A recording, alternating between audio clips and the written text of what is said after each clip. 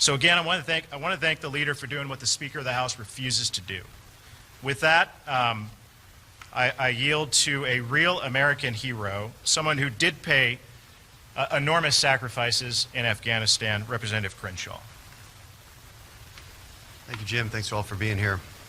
Look, my last memories of Afghanistan were in June 2012, and I was blind at the time. I'd just been blown up, and but I could hear, and what I could hear was the cries from Rahman. Rahman was our interpreter who had stepped on the IED right in front of me, and he was still alive. He later died. He was the kind of guy who we're leaving behind. He was the kind of allies that we had, as people who would sacrifice for our country.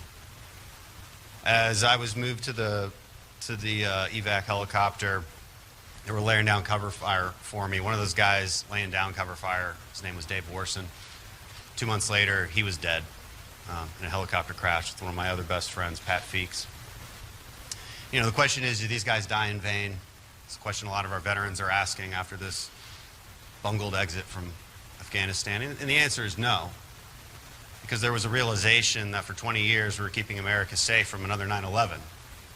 Unfortunately, our politicians never really clearly articulated that to the American people, and that lack of communication resulted in this mess that we're in now. There's going to be a reckoning for the decisions that led up to this. But you know, we talk about accountability in the SEAL teams quite a bit. Hyper accountability, really. Everything is your fault, even if it's not, because it must be. That's leadership. Accountability for your actions, accountability for what went wrong, admission that something went wrong. How about that? And then doing things, taking actions to fix it. That's what we've been asking for weeks. When we still had a chance, I asked this administration, go back on offense, reset the chessboard. You've screwed things up, admit it. Now reset the chessboard and regain our leverage. They said no. They wanted to stick to their arbitrary surrender deadline, and they left. So what is today about? It's about fixing this. It's about taking action. But first, the administration has to admit it's wrong. Stop running victory laps. It's like the arsonist claiming they did a really great job putting the fire out, when in fact there's actually still people inside. That's the kind of analogy that we have here.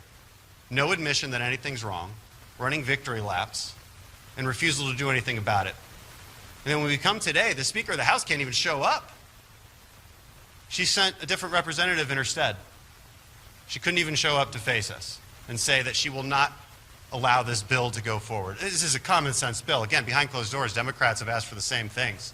Accountability of what's there, accountability of who's there, and then a plan for how we're going to get them out. Pretty simple. Just a plan.